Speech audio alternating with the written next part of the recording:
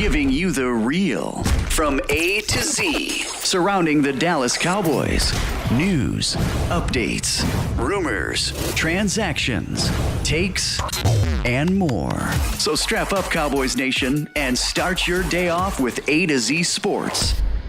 Live with Will Steele. 3, 2, 1. Here we go! Oh, yeah.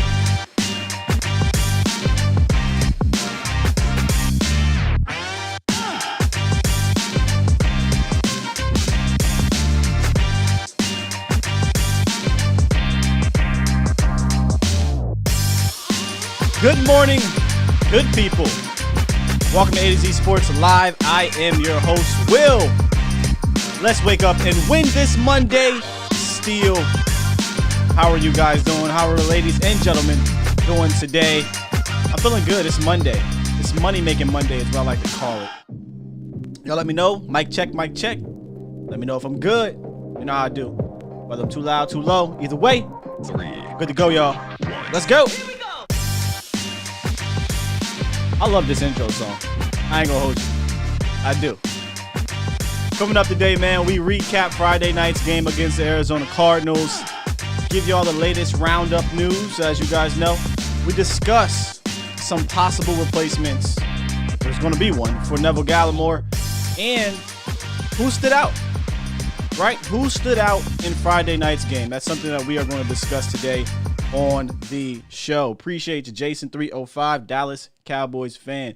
We got a nice packed house already up in here. How y'all doing? Carlos, Jason, Fresh Fade, Stevie Mac, the Mod God, Maddie O, which is Professor O, Ready Red, C Nix, Brian Bradford, who calls me Will still.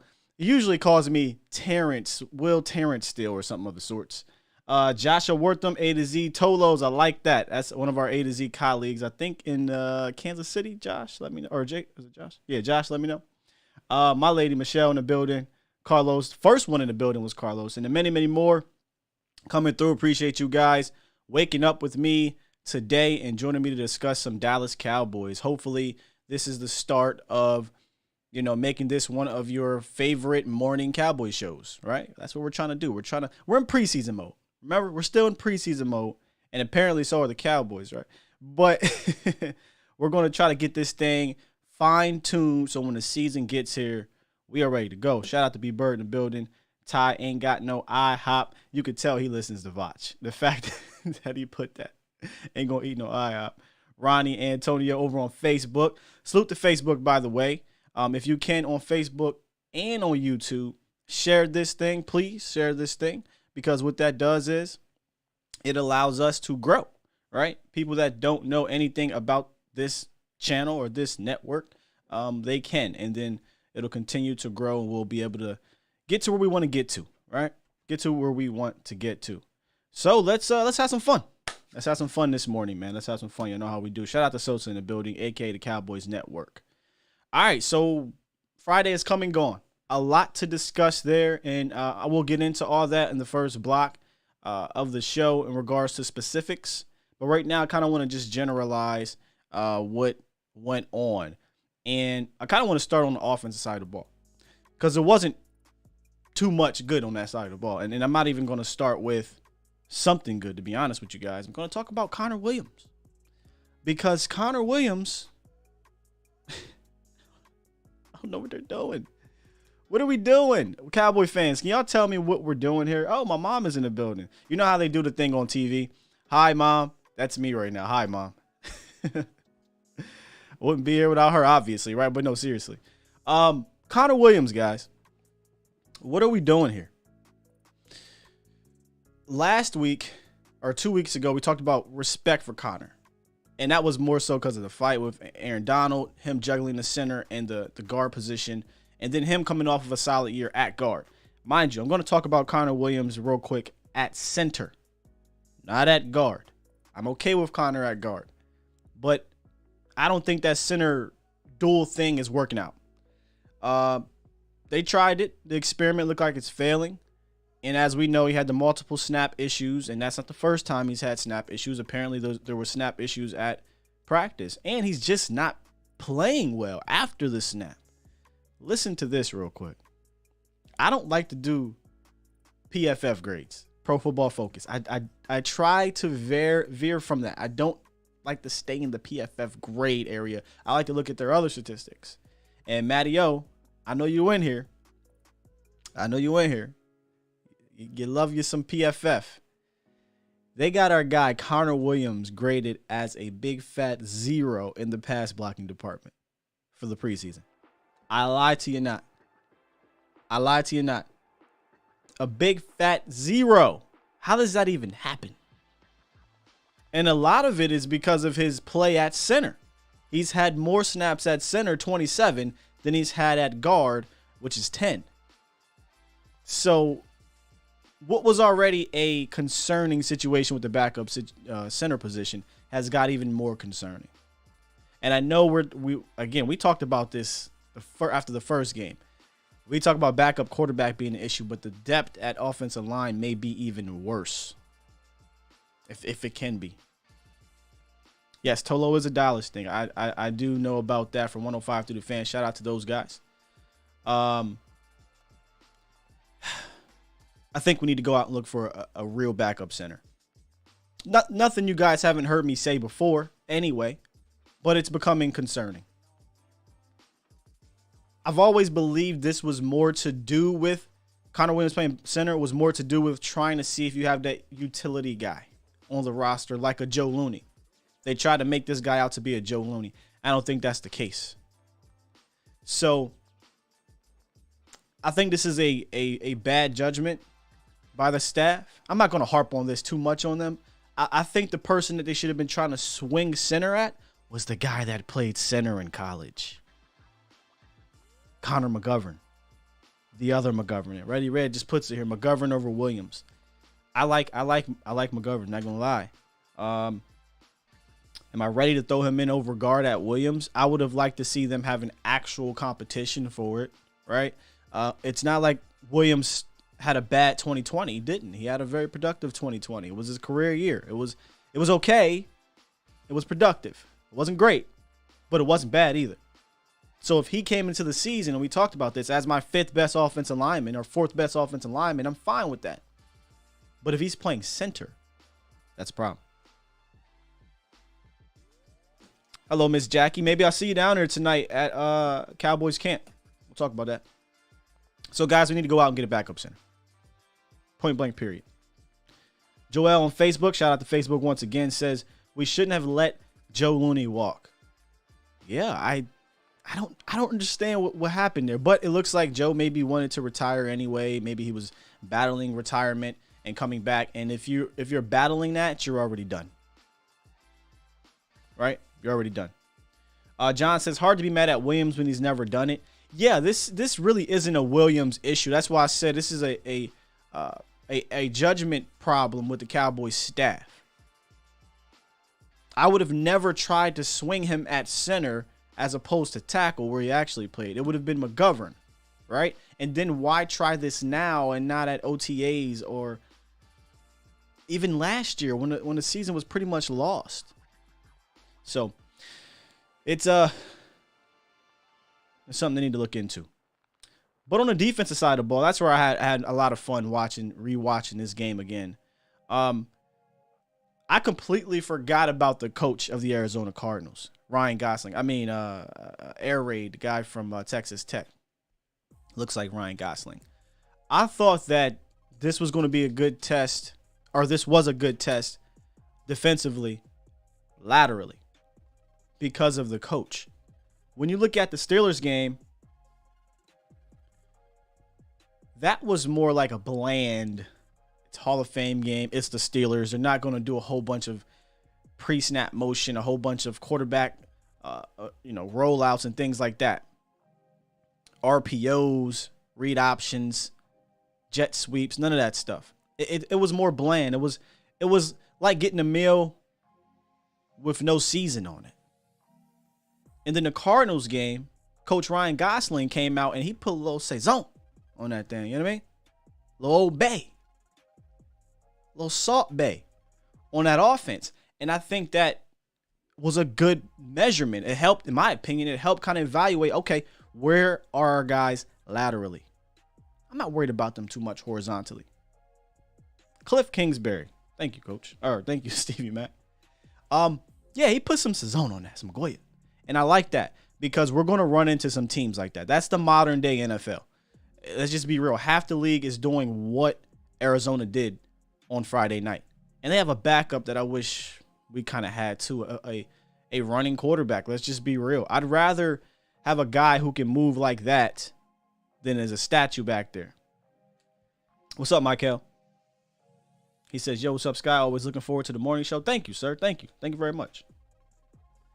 Fresh Face says, Nation, right, we'll get there, Fresh. We'll get there. Nation is definitely on my standouts. There's a lot of them, but we'll get there later on in the show. Shout out to Mike Crum in the building. 6 a.m. Oh, you must be on the West Coast. Okay. But yeah, defensively, I'm glad that we got the uncle on the grill with the Jesus chancletas on. I'm glad that Arizona did that because I got a chance to see Micah even more so go side to side. I got a chance to see Jalen go side to side. I know y'all about to get me on that. We got a chance to see these linebackers and these defensive linemen get tested horizontally. And I think for the most part, they passed the test. Backups.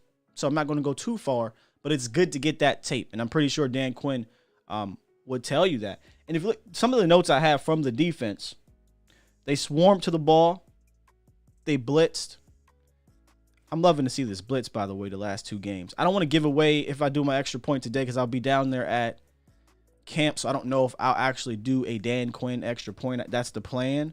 But, man, I'm loving the tendencies of Dan Quinn. I'll give you a little bit. Here's what I'm loving about Dan Quinn, what I'm seeing. You guys remember the late, great Jim Johnson from the Eagles? One of the defensive coordinators, as a Cowboy fan, I absolutely hate playing against. But as a football fan, I love to watch. He would sugar the A and B gaps with his inside linebackers a ton on third down. And I just think that really puts a lot of stress on your offensive line and your quarterback because they're right over the center. They're right in the gaps. And when you have athletic linebackers like the Cowboys have, if they come, they're too quick for the guards. You have to adjust. If you make the wrong call, somebody could come free, even if they don't blitz. If they don't blitz, they're athletic enough to get back into their spots and make it tough for a hot read on the quarterback. So have you guys noticed that Dan Quinn is sugaring those A gaps? The sugar means the linebackers are coming right up on the line of scrimmage, inside the gaps, over top of the center or guard or in the gaps, and putting pressure on the offensive line to make the call. Now, the Cardinals line sucks, but they did this a little bit also against the Steelers. So, and if you look at the blitz rate, again, preseason, on third down, it's much higher this year, this preseason. And I love that about Dan Quinn. I really love that. Anyway. All right, that's just a little bit of a generalization of what I saw offensively and defensively, specifically with Connor Williams and overall with Dan Quinn. Now let's get into the morning roundup. It's time! It's time! It's time! It's time! It's time! It is time for... It's time for the morning roundup. Round 'em up, boys. Oh, I'm going to have fun with that one. All right, guys, this is today's morning roundup, August 16th, 2021. It's mostly injury updates, unfortunately. Randy Gregory popped up on the injury report Friday. He went home. They sent Randy Gregory home to deal with a foot problem. I hope he's going to be okay. I do want to give kudos to the Cowboys staff. I feel like they've been monitoring these injuries pretty well. Specifically, obviously, right? Dak Prescott. He's one. But you hope that come week 1, he's out there. Him and D-Law. No, Matt, I have not heard anything on the Anthony Hines injury. I know he left early and did not come back in the game. Also, Sean McKeon, I thought, aside from obviously the Gallimore situation, Sean McKeon was the other one that just sucked, right? Like, Gallimore sucks, and McKeon sucked because he was coming along. He was developing very well. He started to look like a for sure fire tight end 3 on this team with upside to replace a tight end later down the line, say a Dalton Schultz, because his contract is coming up, right? So to see that he had a high ankle sprain and he's going to be out for 4 to 6 weeks absolutely sucks for him personally. And as a fan, do I think it sucks for the tight end 3 spot? Here's why I say no. I think now Jeremy Sprinkle is your for sure fire tight end 3 to make this roster. But he shouldn't be scoffed at. I don't think Sprinkle is a guy that's just a chopped liver, in my opinion. I think what you get out of him, mind you, he played 59 games in the NFL, 33 as a starter. He's only 27 years old.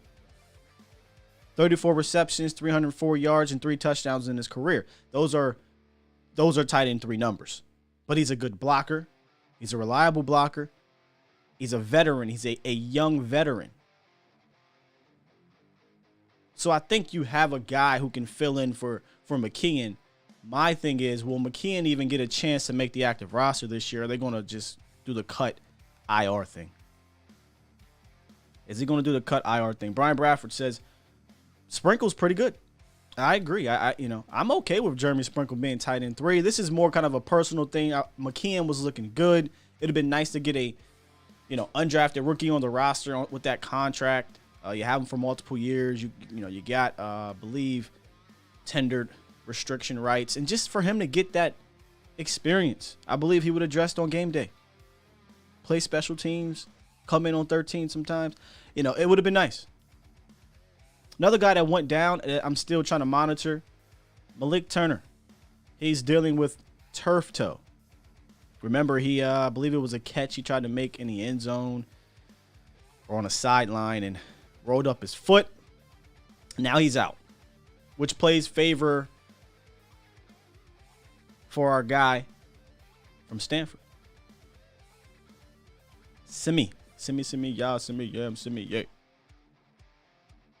So you got Turner out with turf toe. Randy's recovering. McKeon's out 4 to 6 weeks. There is some good news, though. Dak Prescott, according to Tom Pelissero, he says Cowboys quarterback Dak Prescott is expected to practice on a limited basis today, per source. Prescott has thrown several times on the side in recent days, but this will be the first time working in with the team since he felt soreness in his throwing shoulder July 28th. That's good news. I mean, if you've been following this show, if you've been following the tea leaves, if you're up to date with the Cowboys, you know that Dak, this was what was going to happen. This was all trending towards this when he came back last week and he was doing some throwing. Chandra, what are we doing in here today, Chandra? LVE is worse than Jalen? What are we doing in here? I got a good show Wednesday. I got someone, a very prestigious journalist calling in who did an extensive background on Jalen Smith the last 3 years. We'll talk about the linebackers then. But I got my guy Law in here. Hey, we do got my guy Law in here. He says the new broom can sweep the floor good, but the old broom can get them corners. He always come with some hotness. I love that, man. He come with that old school flow. I like it. And then, guys, Neville Gallimore. This is the one that sucked the most, right? Neville Gallimore is going to be out anywhere between 4 to 8 weeks. I've seen 4 to 6, 4 to 8. It's anywhere between there. He suffered a dislocated elbow with minimal structure damage.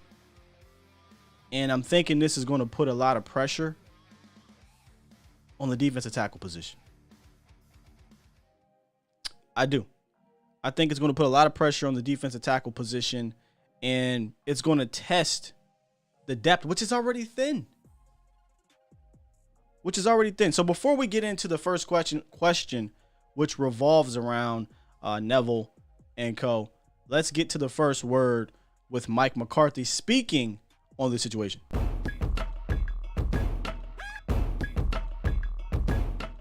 I mean, it's going to be, it's sitting. I put it in the category significant, but really till we get all the scans and the full diagnosis, I don't have a timeline. Oh yeah, no, absolutely. Neville's. I mean, you talk about players taking a second-year jump. I mean, he definitely illustrated that from, you can see it in the spring. So had a great offseason, was having a great camp. Just unfortunate. Yes, very, very unfortunate. Remember, guys, we do have the phone lines open. Sorry I didn't put that up there. 351-999-3787. That's 351-999-3787 if you want to call in and give your thoughts on the game, on these injuries, Dak Prescott, whatever. You know how we do. We talk. So he talks about how it was significant. That's what we heard after the game, and then it comes out it's dislocated elbow. We do have the timeline. But then he talked about how Neville Gallimore was having a good spring. He was having a good summer or what have you, camp. And that year 2 jump was evident. And that's what sucks. Is because I believe Neville was going to take that year 2 jump. I believe Neville had the ability to be that solidified 3 tech. However, last week we had an extra point video, if you guys recall, on one Osa Odighizuwa.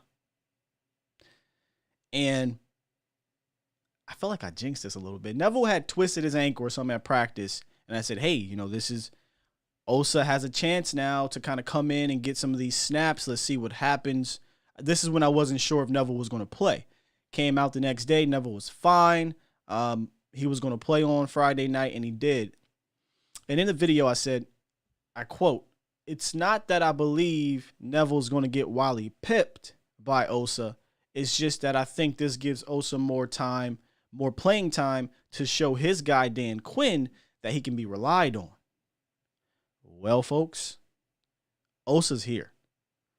If you watch that game, he was fantastic.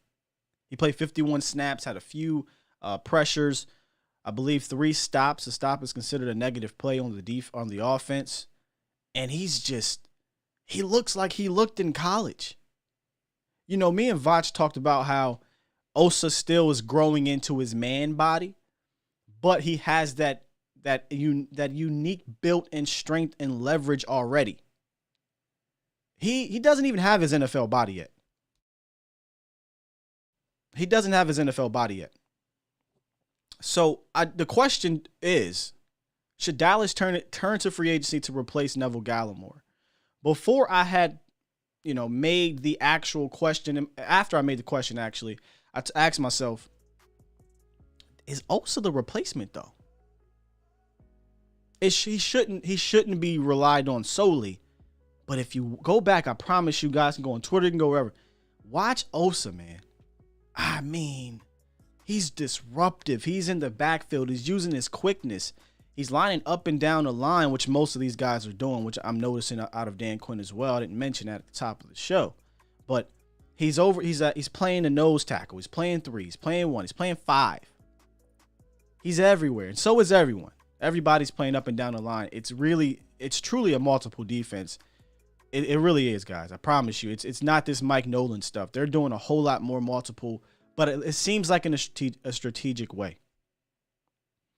So you got Osa, who's played 51 snaps back-to-back games in the preseason. Is he the replacement, or should they go into free agency? And I have a few free agent defensive tackles to think about. I know one of those guys is Geno Atkins. And we'll talk about Geno Atkins. But real quick, I see somebody, Cannonball Cowboys, said, where's Chauncey at? Chauncey's hurt.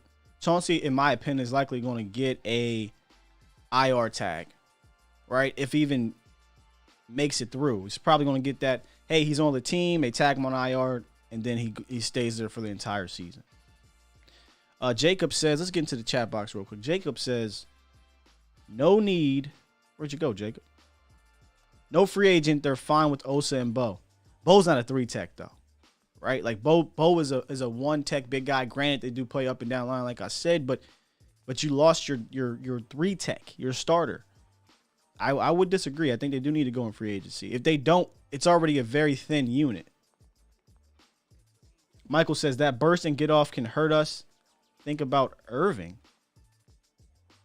That burst and get off can hurt us.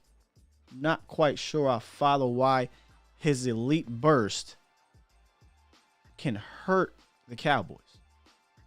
Todd from Facebook says counting on a rookie DT is asking a lot. I agree. This is why I think they should go into free agency. The depth at defensive tackle in general is suspect. Let's just be real. In fact, let's kind of review it, the state of the union on the defensive tackle as we speak right now. And we sit at Bohanna, who's also having an impressive preseason. Now, down to down, he could be better, but he's flashed. He's flashed enough for me to see that there's something there. Tristan Hill is on the PUP list. When are we going to see him? I'll try my best to get that information for you guys. I'll try my best. 1 second, caller. I got to mute you real quick. 1 second. There we go. Tristan Hill could be the wild card factor in going out and getting a veteran. They may look at Tristan as the veteran. I don't know that I would just solely do that. I don't know. Michael thinks that he's saying, I'm saying with Osa, if he's not disciplined, that get off. I haven't seen anything, Michael, to show that his get off will be a negative asset to this team. If you go back and watch the game, both games, he does a fantastic job two gapping. He's not. See, this system and the coaching is being. You can see it. They're not. This isn't Rob Marinelli straight up the field. You referenced David Irving. When David Irving was here, his sole job was to get up the field, play the quarterback, or play the run on the way to the quarterback. This isn't the case here. You're going to get a multitude of different things. You're going to get some one gap. You're going to get some two gap. And I think Bohanna and Osa have done a really good job at two gapping. Definitely Osa for a small guy. My goodness. Neville Gallimore, as we stated, out 4 to 8 weeks. Here's a guy. Here I go, sounding like Carlos. Sounding like Chris Collinsworth. Here's a guy. Carlos Watkins, former Houston Texan. No, seriously. Carlos, another guy. I mean, listen, bro. I apologize. I thought Carlos Watkins was going to be a camp body. Truly. He's been impressive. Yes, Gallimore's out with a dislocated elbow. But he's been impressive, talking about Carlos Watkins. He's used his length very well. He looks like a veteran out there. I truly thought this dude was just going to be a camp body. They, after they went out and got the Bosas, the Bohannas, the Urbans, and Golston was going to play inside. Got Hill coming back and Gallimore. I'm like, he's just, one of those pre-draft signings. And then the depth chart comes out and you see him in preseason. You're like, wow. Okay. And then Brent Urban, who's going to be your utility guy. He's going to play up and down the line as well, and he has that experience playing up and down the line in Baltimore and in Chicago. And I see you guys in the chat saying, what about Hill? Thoughts on Tristan Hill? Will he make a comeback? He could be the wild card. Tristan Hill may be the wild card.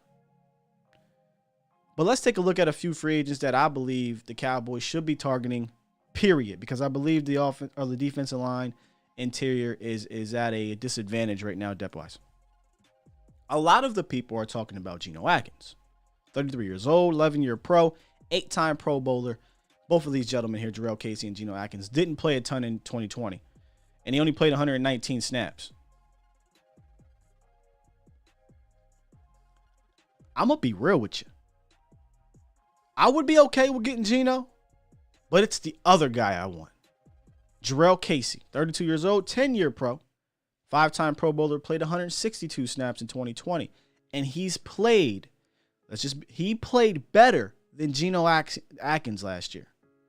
And if you go back to 2019, when both of them played about the same amount of time, he played on the same level, if not better, than Geno Atkins.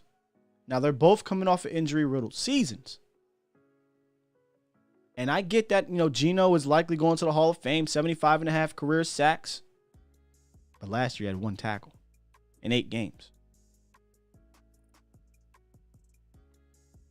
Jurrell Casey, on the other hand, is versatile in this, and he's played the 3-4. He's played up and down the interior of the defensive line. No slouch, has 51.5 career sacks. And in the minimal time that he played in 2020, which was, again, 162 snaps, he had 14 tackles, 7 of them were solo. Couple quarterback hits. And again, he had a stint in his career where he was just as disruptive. From 2013 to 2019, he recorded at least 5 sacks, 7 consecutive seasons. If I was Dallas, I would go out and get Jurrell Casey. So my question to you guys, should Dallas turn to free agency to replace Gallimore, and who? Who in your mind? Did I change your mind here? Because Geno Atkins has been the guy, but I think Jurrell Casey should be the guy. And I believe we have our guy Mike Crum on the phone here. What's going on, man? Hey, what's going on? Will, how you doing, man? Not much, man. Good morning. Thanks for waking up very early over there on the West Coast, I'm imagining, right? Yeah. I got up at 6:15. I was a minute late, but I saw the notification. It was like, oh, God, I got to get on. Appreciate you. What's up, brother? I'm part to blame for what's happening here. After the Ravens game last year, I went on like a 12-minute rant about needing a one technique. Yep. And now the team's got 14 people to play one technique, and we're hoping Tristan Hill can come back to back up our only 3 technique right now in Osa. I think you have to go get a body, because the thing I worry about with Osa isn't that he can't play the position. It's that he'll wear down, and it has nothing to do with his size. Honestly, it's just rookies. You're going to hit a wall. You're used to playing so many games. You don't want him thrown out there, that many snaps. So you can bring in Casey or Atkins or both. Just get bodies in here to give Osa a break. I think the lower amount of snaps he can get in his first year, the more effective he'll be in those snaps while he gets that year to build his body up in the weight room. And I think they should be productive bodies too, though, Crum. I don't want to bring in Jags. We have that. If you're going to just bring in a Jag, then just no offense to Tristan, just activate Tristan Hill. Just call up whoever else is on the roster, right? Go sign a Jag. But bring in somebody that at least has a potential to maybe reach back into his bag like a Geno Atkins, or be as productive as he was like a Jurrell Casey. But I don't want them to just sign a guy. You know what I mean? Because I don't believe Neville Gallimore was going to be just a guy. So if I'm going to replace Neville, I need to replace Neville with, at the very least, a replacement level player, or someone that has the ability to be better in a short stint or in less snaps combined with Osa, right? If I can get Osa and Casey, or Osa and Geno Atkins to stay healthy, I'll take that. I think that'll equal or maybe surpass a Neville Gallimore. I have a feeling the move they're going to make, because at Clemson, Watkins was Watkins was surrounded by one of the greatest defensive lines ever, but on that team, he was a sack, he would create sacks. So I think what might happen is Urban's been killing everywhere he goes on the line. He's just a run-stuffing machine. But if you put Watkins over to the 3 technique to give Osa some cover, Stephen Jones doesn't have to bring anybody in and use any of his money. Yeah, I'm with you. I truly don't. Man, we can look at we'll look at the graph again. I don't really see them going out, and I think they're going to roll with this. I think Hill is eventually going to come back. I think Watkins is going to be your guy. And we're forgetting about a guy in Justin Hamilton, who, by the way, is having a productive preseason, guys. He may be playing his way onto this team for real. So, like you said, Steven's probably going to look at this and say, oh, you know what? We've got Watkins. We've got Tristan Hill. We got Osa Odighizuwa. We got Brent Urban, who can play some 3 tech. We're good. We don't need to go out and spend any money.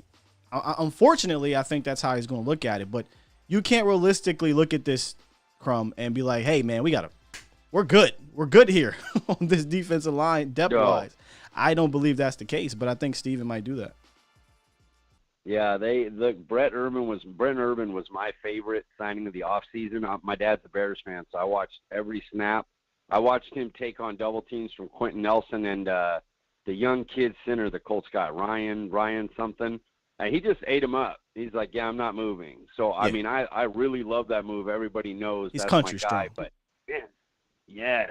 But, man, we were wrong on Watkins. Like, everyone was like, oh, camp body guy. This guy's gone. And he's played his ass off. He's going to end up making the team, especially now. Yes, he has. I think I got to give some credit. Granted, he had some flashes of tape. It wasn't like all his tape was terrible. But I got to give some credit to, is it Aiden Durden? And Dan Quinn. I think he is working, I don't want to say miracles on these guys, but he's working very well with these guys. I mean, Osa is looking amazing out there. I think Bohanna is a little bit ahead of schedule. And look at Carlos Watkins, you know. So I think these guys are playing well. They're being coached well.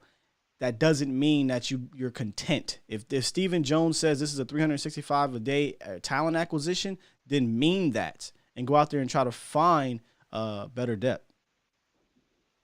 Guys, I think none of us believe Stephen Jones when he says that. No. Maybe if Jerry said it or Will said it, but when Steven says it, we're all kind of like, Steven, yeah, man, sure, bud. Yeah, that's Steven for you, man. I've had plenty of rants on Steven. I'm all ranted out. Yeah, exactly. Hey, Will, I got to work 9 in the morning. I just wanted to call and say you're doing a great job, man. I appreciate you. Thank you, good sir. Appreciate you, man. Have a good one. All right, buddy. Make sure y'all check out Mike Crum. Hey, Mike, what's your Twitter? It's at CD Piglet. Nice and easy, guys. Letter C, letter D, Piglet, and ATB Cowboys Pod. Me and Paul Becerra drop it every Tuesday. We record today, actually. There you go. Thank you, partner. No problem. Have a good one. All right. Yeah, I don't think Steven. I mean, I think he should. He should go sign someone, but it's very possible they're going to roll with what they have, which is so annoying. Let me see if I can get back in here to see what you guys said on who they should bring in. Am I saying Antoine Woods? Bring back Antoine Woods. I doubt that's going to happen. Antoine Woods to me comes off very vindictive. So I can't really see that happening. They tendered him, gave him the money, and then cut him. And he's actually on Indianapolis right now. I don't even know if he's available. Gino, please. I'm seeing in here. Not seeing too many other. Kevin G says he prefers Casey. That's how I am. I prefer Casey. Austin Reeder, age 29, is a vet free agent who played with the Chiefs last year as a center. Oh, you're talking centers. We're talking the defensive tackles right now. And yes, someone asked, I think it was Rashad, did we talk centers? Yes, we did. Todd Cook on Facebook says, I'm fine with either Casey or Gino at this point. Just sign someone. I'm with you with sign someone, but I don't want to just sign anyone. Hamilton is better. Mucho, what's up, Mucho? Skywalker, who's the young boy that does the show when you're not on? Yes, that is Mauricio Rodriguez, a.k.a. Moro. I think I'm going to roll with Moro. He's part of AZ Sports Dallas, and during the season, you'll get me in the mornings, and you'll get Mauricio in the evenings, and we'll do some cross shows throughout that entire season. It'll be Monday through Friday. Then on Sundays, you get game days with me and a surprise guest. Matt Owen says, Watkins played mostly 5 tech for Houston. He's the most likely option at 3 tech with Osa. He's a starter, Professor O. I mean, it's weird, though, because it looked like he was the 1 tech starter, which I'm about ready to just stop labeling any positions with Dan Quinn because these guys are everywhere. But he was the starter with Neville. So if he's going to start and Neville was going to be next to him, who now replaces Neville Gallimore? Are we going to slide Watkins over and put Urban there, which I thought was going to be the case anyway? Urban's your 1, Neville's your 3, but we see that Watkins is not giving up easily. All right, yeah. Matty O says I like Mauricio. Yes, he's Mauricio he's really going to. I think this season you guys are going to enjoy him, and he's going to start. People will start noticing this young kid. He's very talented, very well bilingual. So he has a Spanish podcast, Cowboys podcast as well, which gets a lot of airwaves. And he had Isaac Aracon actually give him some props. So I think he's going to really surprise you guys. All right, let's get into 954 on the phone, and then we're going to move to our standouts. All right, here we go. 954, what it is, what it do. Welcome to the show. Hey, how you doing, Skywalker? I'm good, brother. How are you? I'm good. I was calling in because I've been watching a couple of games of the preseason. I've been listening to you guys all off season. Mm-hmm. And me personally, after what I saw during preseason, I'm feeling a lot better about the defense. I am too. What makes you feel better about the defense?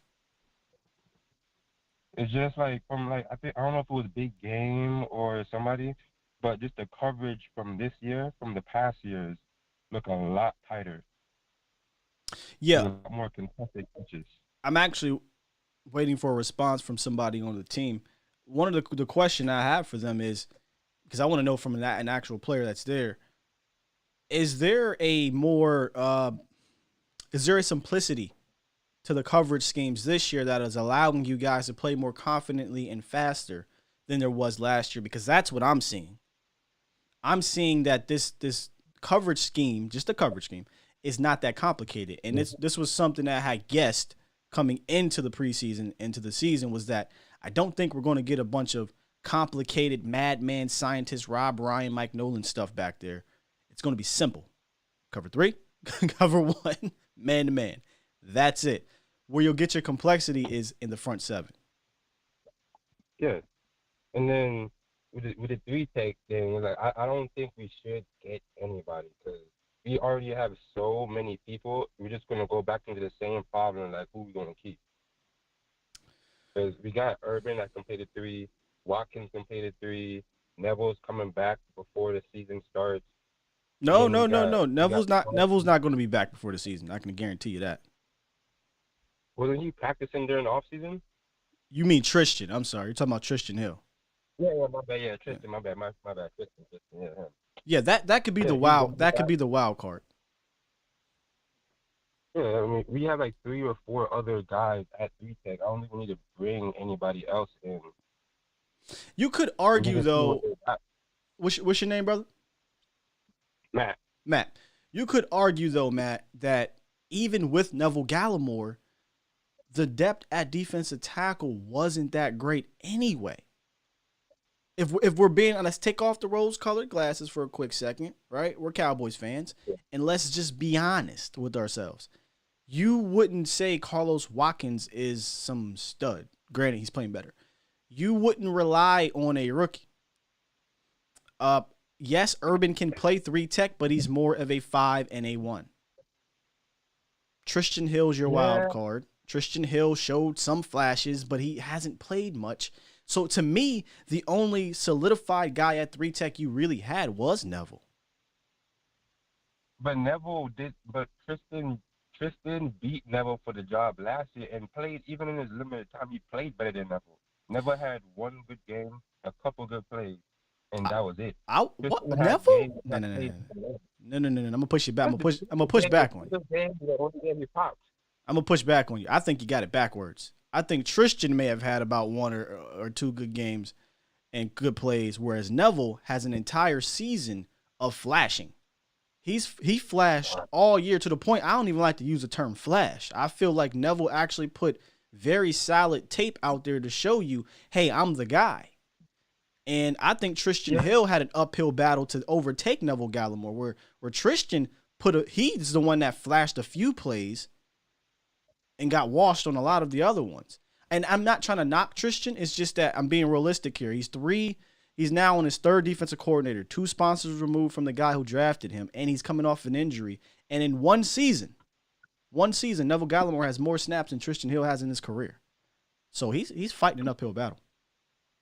Yeah, but I believe that was mainly due because he got injured in the early part of the season behind Dak. And people seem to forget that in the Rams game, he was the only one that got consistent pressure. In the Falcons Alden game, Smith. Alden Smith. But I'm saying Tristan was getting pressure too. The touchdown that Cheeto gave up. If Cheeto actually did the proper technique, Tristan would have got that sack. I'll tell you this. In the Falcons game, same thing with Ryan and Cameron. Tristan was right there, but they couldn't hold up. in many of these games, Tristan is literally out hustling. I would not agree. I would not disagree with you on that. Tristan Hill had the best motor of the interior last year before Neville played. Remember, Neville didn't really play until about a month into the season. He really wasn't getting tick. He was still learning. He was I don't want to say he was in a doghouse, but he just wasn't ready. He's a rookie, right? We saw the same thing happen to Tristan Hill. Tristan Hill was in the doghouse. Tristan Hill was not ready all year. He took a whole year where he wasn't ready. And then the second year, he started to show some flashes last year. But I will definitely give you that. Tristan has a motor. Tristan, if he's healthy, can be a part of the rotation. I'm just not confident enough to say, hey, Tristan is that guy. Because if I'm being honest with myself, Matt, I haven't seen him be that guy. I've seen Neville be that guy for a game, for games. I haven't seen Tristan be that guy. That's true. I mean, then my next question is, I don't understand the constant hate for Jalen, but the excuses for LVE. I understand it. You know why? No. With money comes expectations. That's just the reality of the NFL. It's the reality of sports. If Jalen Smith was not given that contract, I don't think we're really – I should say we. I don't think the Cowboys Nation is really harping on Jalen as much, but I think it's fair criticism because he's being paid to be an elite linebacker. And there's a lot of times where he's not even good, And if we're being honest with ourselves, at the very best, the last few years, in my opinion, Jalen has been okay. Okay, but is he really paid to be an elite linebacker, or is he paid to be a top 5 or paid like one of the top 5 linebackers? When he got paid, he wasn't the highest paid linebacker. He was number 3. Top 3 or 4. Yeah, he was 3 or 4, and it's been a couple of years, so people have surpassed him now. But you don't say, hey, people surpassed him, so we don't have to have that expectation anymore. When he was given the contract, the expectation was for you to perform up to that contract, and I hate to do this because I'm not pocket watching. I'm trying to remove the actual monies of like, oh my God, he paid him too much. Because Matt, I would have never given him the contract because I don't think we saw enough. I did kind of predict that he might be the guy because he would be the quote unquote easiest to sign, and he was, but I would have waited. I feel as though they gave him that contract way too early.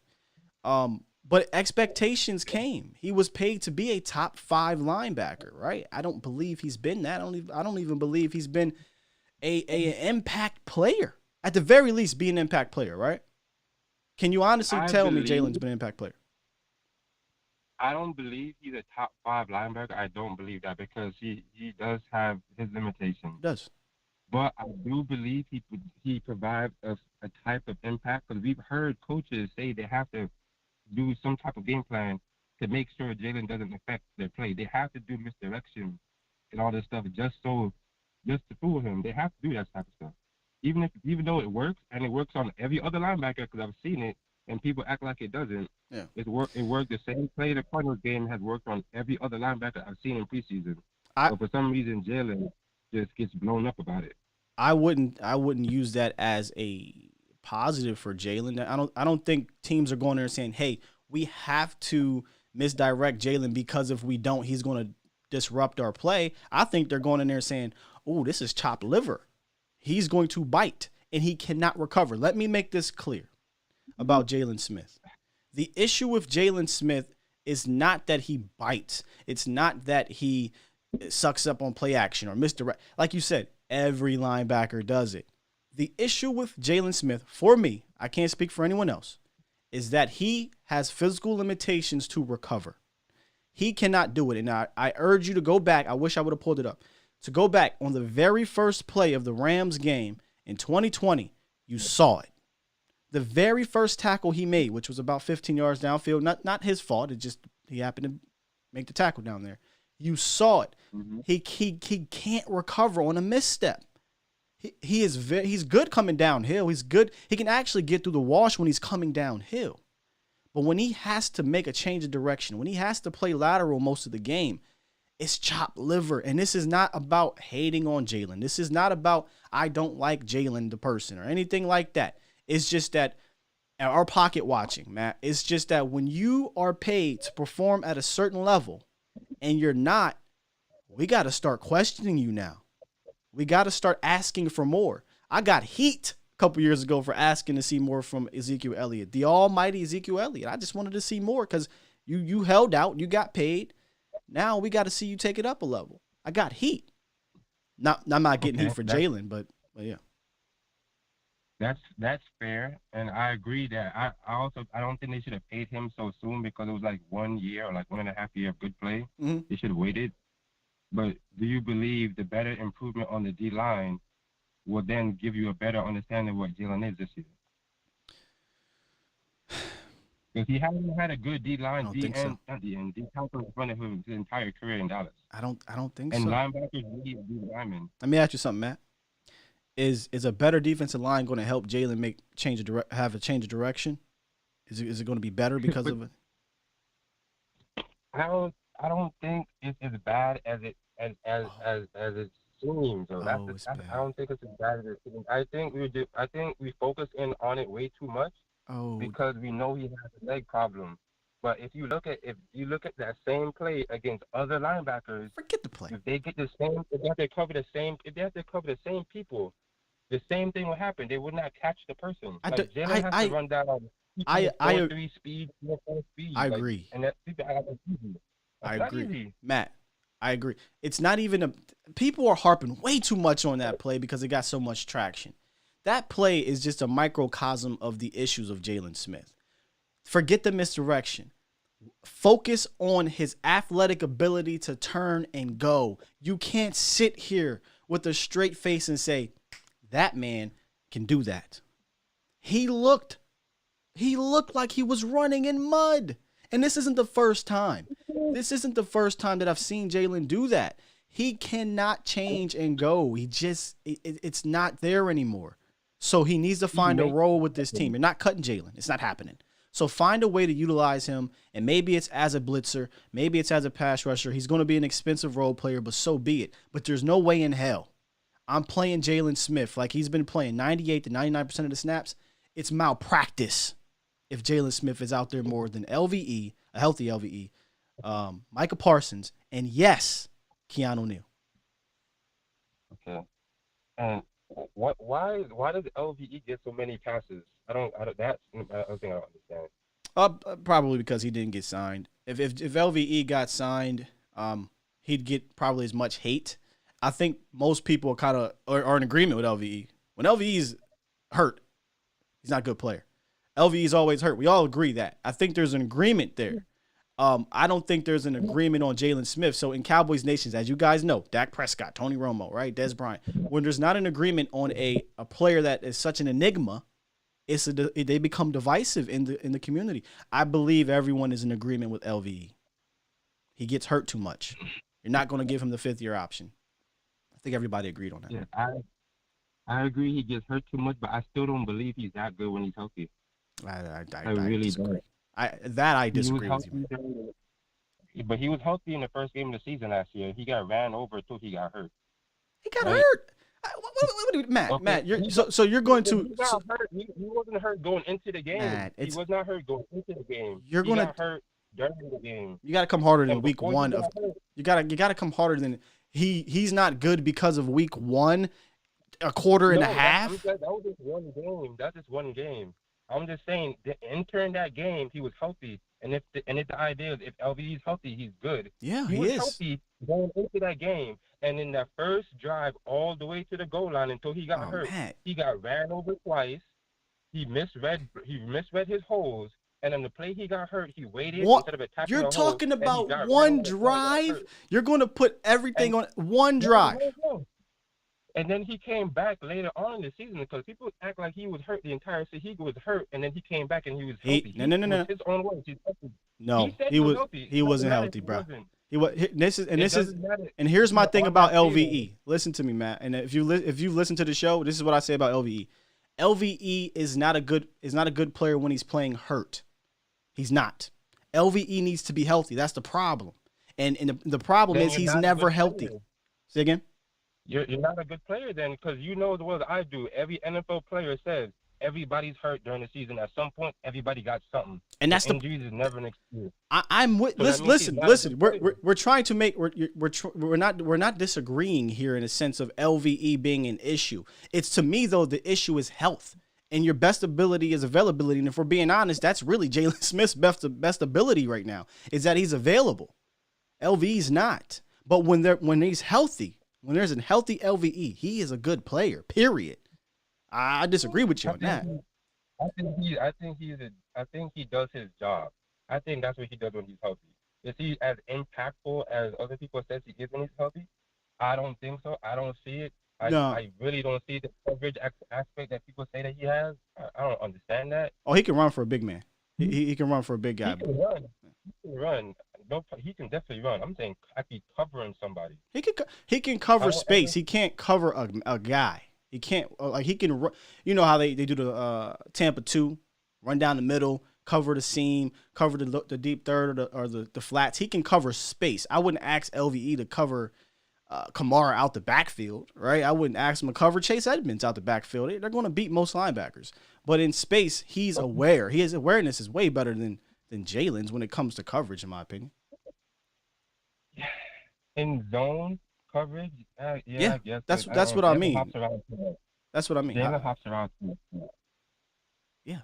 Listen, but all this, it don't matter to me, because guess who my linebackers are of the future?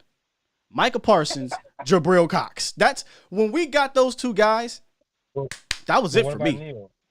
I like what Keanu Neal. In fact, after we get off the phone here, we're going to get to the standouts, and Neal was one of them. I'm absolutely digging how Neal is playing with these pads on. Yeah, I don't know. But yeah, I think Jalen's going to surprise. I think Jalen has a chance to surprise a lot of people. A lot of people. So, I don't know. I hope they find a role for Jalen Smith, but do you want Jalen Smith out there for 98% of the snaps? Honest question. Not covering receivers, which he usually has to do, and not covering key receivers. I'd rather have him at middle linebacker or rushing the passer. Who are you taking off the field for? Who are you taking off the field for him? If it's going to be three linebackers, it's not ever going. It's barely going to be three linebackers. It's barely. We're going to play nickel probably 71 to 75% of the time. So who are you taking off the field? You're keeping Jalen on the field in nickel.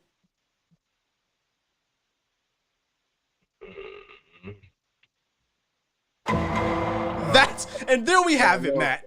We have your answer, Matt. I didn't know about safety.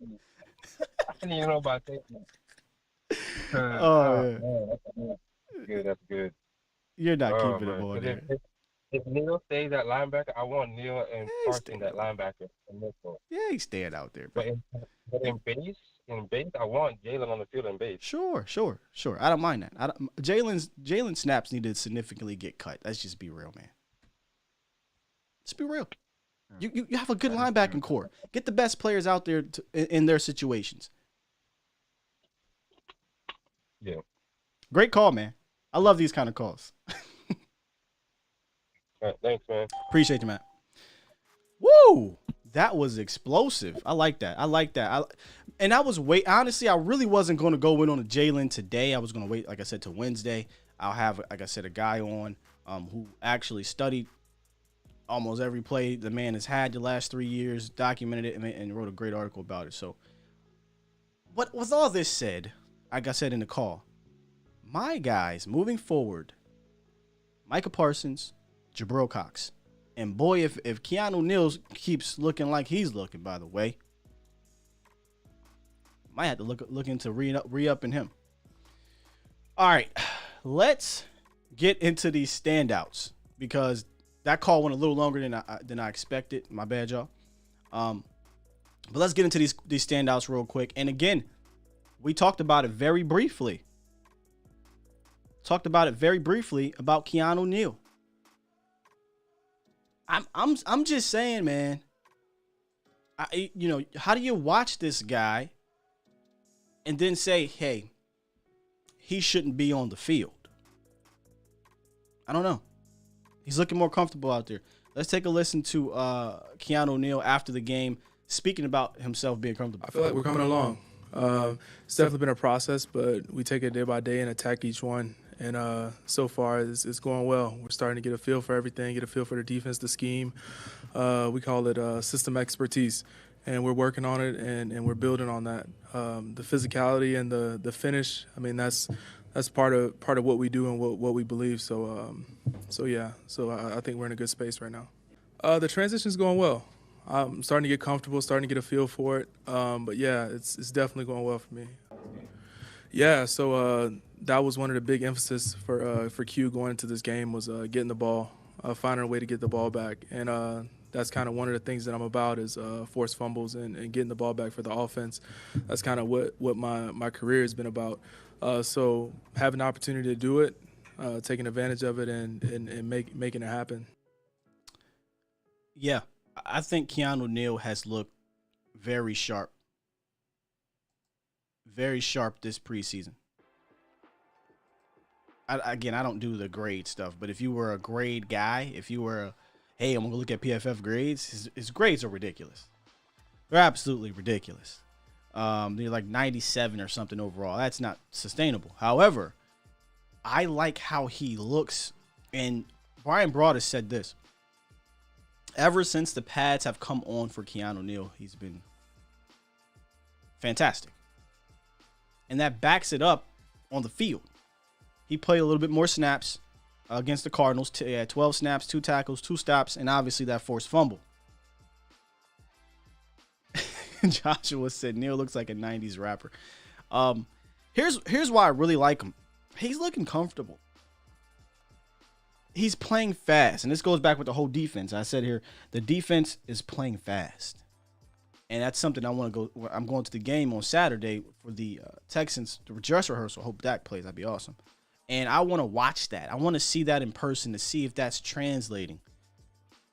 Because what I'm seeing on TV, and I'm not trying to pile on, most of our linebackers look exceptionally fast out there. Physically and mentally. Neal, Parsons, Jabril Cox, to be exact. And I kind of docked the linebacker snap counts because I wanted to see if there was something there that we can get out of it. Maybe you guys can tell me. Maybe Professor O can tell me here. Snap count. Neal has played 19 snaps in preseason. Jalen 12, LVE 15, Parsons obviously 25. He's going to play the most. He needs the most reps as a rookie. I do find it interesting, however, that Neal started with Parsons. And his snap count is not that much different between Jalen and LVE.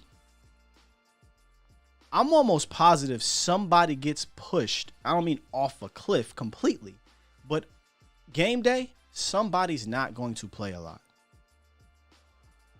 I don't know how you can watch Parsons, LVE, Neal, Jabril, and say not these guys. And I'm not saying Jalen's played bad in the preseason. It ain't even that. It's just that what is the drop-off between Jalen Smith and the rest of these guys? And I have to put Jalen Smith here because Jalen Smith is he's supposed to be the alpha due to the contract. He's supposed to be the number 1 linebacker. What is the drop-off? Somebody's not going to play.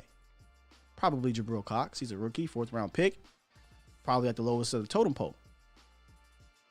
But have you seen Jabril play this in this game, the last 2 games?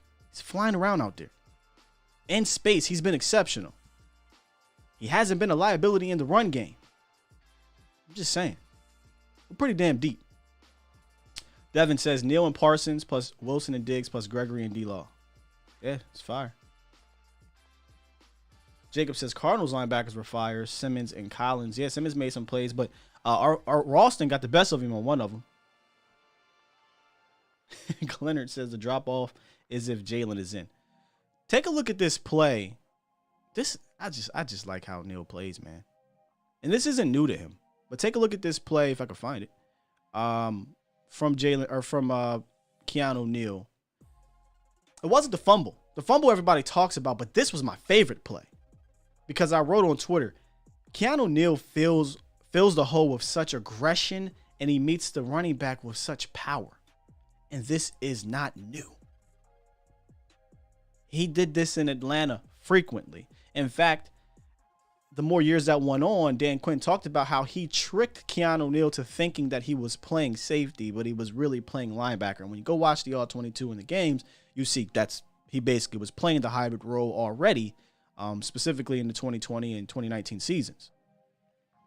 Did he play back some? Yes, obviously. He was a safety, but he was playing a lot in the box. So this isn't foreign to him. Reading and reacting isn't foreign to him. He's already a big, strong player. Meeting running backs in the hole isn't foreign to him. And usually, he creates these fumbles. I love the fact that he talked about the turnovers and creating fumbles, because if you go back and look at his career prior to the injuries, he was one of the best players in the NFL, if not the best, at forcing fumbles his first 2 years in the league. I think he was at an all-time pace. He created 8 fumbles his first 2 seasons in the NFL. 8 fumbles. Not only because he delivers power behind his punch, but he literally punches and grabs and pulls at the ball. So you got a guy like him who can be a ball magnet. I believe Micah Parsons is a playmaker. It's going to be hard pressed to not put them on the field, to me. Now, me speaking, I'm already past LVE and Jalen. I'm looking at the future with Jabril Cox, Micah Parsons, and Keanu Neal. But I'm sure there's a place for all of them. So Keanu Neal is one of my standouts. I ask you guys, who are your standouts of the day? Another standout from that game is, there you go, this guy right here, Bradlee Anae. I thought Bradlee Anae finally showed us something because he played, right? He hasn't played. On the show last Friday, we talked about who needed to step up. Who did we need to see more from? Anae was that guy. I thought Anae could potentially be in trouble because we're not seeing him. We're seeing other guys make impact. Dorrance Armstrong, right? We're seeing Kamara, even Carter. All these guys were showing something where Bradlee Anae has not showed anything. Boy, did he show us something. Adrian says, right. Jacob says Dorrance Armstrong. Gotti says Kamara could be the future. Listen, I'm glad we got to see Bradlee. Bradlee and I had 4 pressures. I wish I could pull the tape up. I didn't put it together. Sorry, guys. I felt like he was relentless getting to the quarterback. And the note I have right here is that he opened up that toolbox. Remember, if you've been following this channel, one of the things about Bradlee and I that I've been heralding is that he has an extensive tool set. He's not the fastest. He's not the strongest. He's not any of that. But he has an extensive tool set, and he definitely dug in there. You saw the spin move. You saw the swim move. You saw him just use pure speed. You saw the hand combat. Bradlee Anae has a lot of tools, and if he gets it together, he was playing out there like, I got something to prove. I haven't played since 2019 for real, and I got something to prove, and I love to see it. And if we're being honest with ourselves, you see, like, okay, that's why he's a draft pick. That's why Bradlee Anae is on this team. That's why we should be patient with Bradlee Anae. Yeah, that spin move was beautiful, but then he got that penalty. He'll learn from that. He'll learn from that. I'll choose to look at that as half glass full, Adrian, because the spin move is something that you can work in, you can use, you can open up that toolbox and pull that one out. All right, we got a caller here, 919. What it do? Welcome to the show. Hello? Yep, you're on the show. Hey, Scott. This is Rico. We spoke a couple times before you got your show. I want to congratulate you on your show. Thank you, good sir. How you doing, Rico? I'm doing all right. You were talking about Bradlee Anae. I think Bradlee Anae is probably the second best natural pass rusher behind Randy Gregory. Just natural. I like it. That I'm not going to go too far with it, Rico, but I can see I'm with you here. I'm with you here because I believe Randy Gregory is the best pass rusher on the team because he can do a multitude of things. But Bradlee could end up getting there. I'm just not ready to put him over D-Law because D-Law is a technician animal. So. Yes, I agree with you. D-Law been in the league a little bit longer, so that's natural you would say that. Right. The reason why I say that because I went back and looked at his tape in college, and you can see that. Yep. So So it's not something that he just pulled it out of his hat that night. Also, talking about the defense, I think Dan Quinn is our biggest free agent pickup, and I'm going to tell you why I believe that. I always thought Dallas had talent on the defense side of the ball. You were talking about Rondé Carter, all these other guys. But I thought we didn't have the defensive coach to get it all out of it. Now I think Dan Quinn is going to maximize that talent to the fullest. Because you can see it the way they play. It's faster day and night from last year. Yep.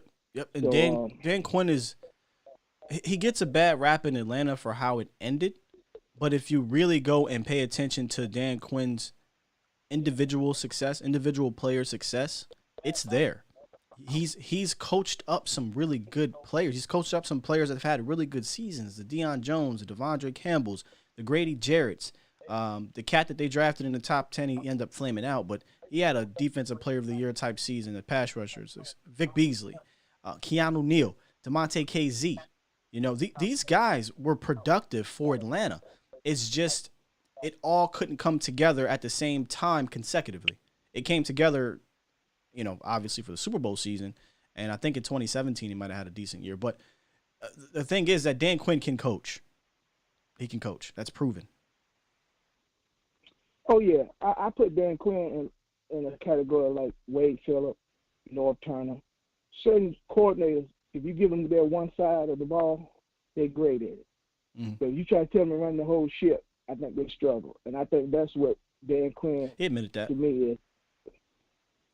Yep. I think Dan Quinn is a defensive specialist. I think if you just put him on that one side of the ball, he's going to do wonders for you, you know. One other little thing I'm going to take down, I'm going to let you go because I know you got the show. I do believe Dallas is going to be a running team more than what people think, early in the season especially.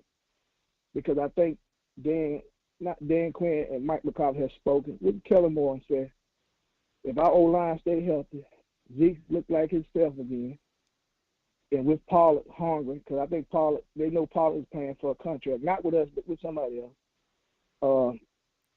This defense is young, and I think they're going to try to protect it as much as possible in the situation of football and hope that early in the season get them protected, and then once they start grasping more and more, then as the season progresses, you'll see the defense. You can hang out there a little bit more. Now, you can read the tea leaves and tell that this team is not going to be a team that's going to try to throw the ball 40 times a game. At first, it started with Coach McCarthy stating that we're going to be more of a two-back system. In fact, I think in the same presser, he was stating that he wants to be a dominant run team at times. He wants to be able to put the game away with the run. He wants to not overuse Ezekiel Elliott, load management, meaning that Tony Pollard's going to get some shine. And this is something that he's actually used to. He's used a running back by committee. I hate to use that, but he's used dual backs before. And then you hear Dak Prescott state, we want to be a balanced team. Yes, we want to be the number one offense, but we don't want to be number one offense in yards because I'm throwing the ball. I don't care for 6,000 yards. I don't care about that. We want to be balanced. So if you're reading the tea leaves, absolutely you can tell that this team is going to run the ball more than maybe most people think when you look at a team that has Michael Gallup, Dak Prescott, Maury Cooper, CeeDee Lamb as their passing aerial attack. Yeah, if I'm looking at that without really looking at the rest of the team, I'm like, yo, they're going to throw the ball 45 times a game. Nah, we don't really have divas at receiver that are going to be T.O. and Randy Moss if they don't get the rock. All of them, they just want to win, and they're going to eat within the win. It's going to happen. So I think as long as this offense stays within itself and doesn't try to get too cute, Kellen Moore, it's going to be a challenge, barring injury, for defenses to consistently stop the Cowboys throughout a game. I'm not trying to sound like a homer. I just think our offense talent-wise matches up with any single body in this entire league, period. Yeah, I agree with you. I was talking to my younger brother, and I told him, I said, when you look at other teams like the Kansas Cities, like the Tampa Bay Buccaneers, Tampa Bay runs the ball pretty consistent, but if I'm a defensive coordinator, you cannot load that 8 in the box and play single high safety with them 3 guys. That's what's going to be fun. If you play too deep, I mean, you ain't got to be Albert Einstein to look and say, I got Zeke and a healthy old line. Okay, fine. We can control the clock. And then not just running the ball, dinking and dodging out the backfield with Zeke and Pollard. Both of them guys catch very well. You're going to have to choose your poison eventually. You're going to give up quick drives and long drives. It's really the best situation that we've had in the Dak and Zeke era. Even better than last year. We had the same team, right? But the difference is, starting the season, you didn't have the offensive line.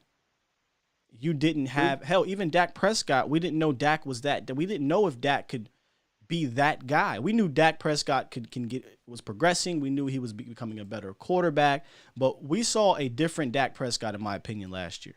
We saw a guy that, hey, if we need to throw the rock, we know he can get it done. We know we can. We saw the progression in being able to read. We saw the progression in ball placement. We saw the progression in playmaking, and he's just a freaking top quarterback in the league. Period. But guess what? He doesn't need to be all that play in and play out if the team is healthy. So that's a scary proposition for the defense, in my opinion. Yeah, that's true. That's very true. And one other thing, play action is going to be big, I believe, in this offense.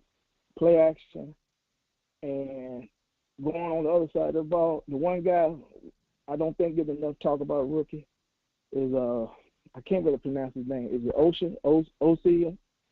On defense? The D tackle? Yeah, Osa Odighizuwa, yep. Yeah. I believe he's going to eventually be the starting 3 tech before the season is. What may happen, and I said this, Neville's not going to get Wiley Pipp thinking it was an injury, like it was an ankle injury before Friday happened. Now, what I'm seeing from Osa, it's very possible he may get Wiley pipped. If they decide to roll with Osa as the starter and not Urban, if they decide to keep Watkins at the 1, I quote 1, and then put Osa at the 3, he might have a head start. He might be, he might have 4 or 5 games of film where Dan Quinn says, I'm not taking him out. Osa's my guy. Yeah. He if you look at him, Gallimore and Christian Hill starting from their training camp to now, he's to me is ahead of all of them, from even Gallimore from last year and Christian Hill. He just has it. He plays bigger and stronger than what he is. You can see that wrestling technique with his hands. Yeah, you can. See it. You can see it with his leverage. You can see it. Leverage. That's right. You can see it. I don't. But I don't, Rico. I don't want to dismiss the progression that Gallimore has had. He's absolutely progressed as a player, and I thought he was looking like a solid 3 starter at 3 tech. So I don't want to dismiss that. Oh no! I wasn't saying that. I'm just saying from at the time point of their career now start. I think he's ahead of this. Oh yeah. Gallimore and Christian Hill. Now I ain't talking about. Yeah, Gallimore has made big jump. Yeah, you're right. I think he can play the 3 or the 1. As a rookie, as a rookie, Osa's probably more talented than both of those guys were when they came in as a rookie. That's what I was saying. Yeah, that's right. We're speaking the same language. Yes, yep. I do believe before he's over with, Gallimore and him are going to be the 2 starting D tackles before the season. I'd like to see it. Maybe we'll get a Jarrell Casey. I think Gallimore can play 1. Yeah. Well, I'm not going to hold you much longer. Like I said, I want to congratulate you on your show. When you and, I still talk to Corey and all the other guys. And something about you, I knew your day was coming. You carry yourself very well on the radio or TV or whatever you want to call it. I appreciate that, once again, Rico. Congratulations. Thank you, man. And you have a good one, man. You too, brother. Have a good Monday. All right. Thank you. Bye. Much appreciate the call from Rico there. We're going to go ahead and lock up these things here because I got to get ready here shortly. I'm going to be heading down to training camp, not at this second, but a little earlier because it's probably going to get crazy down there. It's Cowboy night down at training camp for fans across the DFW. It's Cowboys night, so definitely going to get down there and enjoy the festivities, and then watch practice. DJ Dog said the most criticized picks of Osa and Wright. How you like them now? I don't think Osa was the most criticized. I think Wright was definitely the most criticized. And then Golston. I feel like people were like, what the hell? Osa, if you actually go back and watch Osa, I mean, he's phenomenal. It's just that we were like, wait a minute, bro. We got 3 techs, but we see now why they wanted him and not the other guys. Thank you, David C. Says Skywalker's a man. Practice starts at 6 o'clock Central today. I don't know if I'll be live or not. Probably not. I'm going to record down there, though. I'll bring my camera and whatnot. Be linking up with Law, maybe Matt, Star Conscience. So if you see me down there, man, say what's up. Shang-Ru says Hill is trying to recover from his injury, likely 4 to 5 weeks to the season. I don't have anything on the time frame, so I don't know that there. If you know something I don't know, that's good there. But I'll look into exactly when he'll be back. I still believe he's going to be on IR unless something happens here and they say, you know what? Instead of going to sign somebody, we're going to activate Tristan Hill. Cowboys Network says it's important to remember any of these injured players who the team will put on IR must be on the 53-man roster a day before the teams can place them on IR and be eligible for the during the season. Yeah, that's that old bait and switch we've been talking about since the shows have started. You know, there's going to be some players they'll do the old bait and switch with where, hey, you make the team, but then we're going to IR you. So, and then we're going to bring up, hey, Kamara, can you not go anywhere? Just come back, or whoever else, whoever that guy may be. I think we'll see that. We saw it last year. It was C.J. Goodwin. Hey, C.J., listen, we're going to cut you to put so-and-so on the team, but we're going to IR them. We're going to stash them. You just come back, and that's what they did with C.J. Goodwin. So I wonder who those candidates will be this year, because it's going to be tough. It's not a lot of undrafted guys that are going to make this team. Sheila says, thank you. No problem. You're very welcome, man. This was a great show. Appreciate you guys joining me, waking up. Some of you guys on the West Coast waking up super early. I appreciate that much. Jacob says, Sky, tomorrow is the 5 roster moves to get to 85. Now that we got the injury, is that the move? Now that we got injury, is that the move? I think you can get away with but doing some old funny injury settlements with some of these guys. I don't know who the 5 are going to be yet. Likely a bunch of undrafted guys. I don't see them doing any surprise cuts just yet. I think the 5 cuts you'll see shouldn't surprise you. I'm not going to sit here and try to think of the names. I just don't see it being, Anthony Brown, right? Jalen Smith. No, I don't see that happening. All right, guys, we are going to head out here. Got some things to do prior to getting to the practice. Like I said, I appreciate you guys joining me on today's show. If you enjoyed the show, let us know. Share this thing on Facebook, Twitter, Instagram. Instagram. We are on Instagram, A to Z Sports Dallas. YouTube. Subscribe if you haven't. I haven't said that in a while. I'm just so used to just doing the show and enjoying the show. But yes, subscribe to the channel. It's going to be all-out coverage starting September up to starting game 1 all the way through the end of the season. All-out coverage Monday through Friday. A to Z Sports Live with me, 8 o'clock in the morning Central. And then in the evening, you'll have Mauricio, 8 o'clock p.m. Central. And then you'll have game day events where we'll do a pregame show, halftime show, postgame show on site, which we're working on right now. So we'll have that information for you guys, and I promise you're going to love it. I keep saying it. I keep teasing it because I'm serious. If you're in the DFW area, you're going to want to be there. It's going to be live. If you can't come to the game, come kick it with us. And I say us because, yes, there'll be somebody else. Thank you, Facebook, for being here in the building. We're still trying to grow the community in Facebook. So if you are over there, please help share this into your friends, family, and foes, all the pages and what have you and groups over there. Please do that. All right. All right, man. With that said, man, y'all know how I do. If we don't hit this button, we'll be here all day. Thank you, guys. Enjoy the rest of your Monday. Remember, tomorrow, you'll get Moro 8 o'clock p.m. Central. I'll try to have some reports for you guys from practice today. If it's not going to be tonight, maybe tomorrow morning I'll get it to you. Appreciate you. Remember, be kind to people. You never know what they're going through. Be kind. Even if you don't like Jalen, be kind. Love you guys. Peace.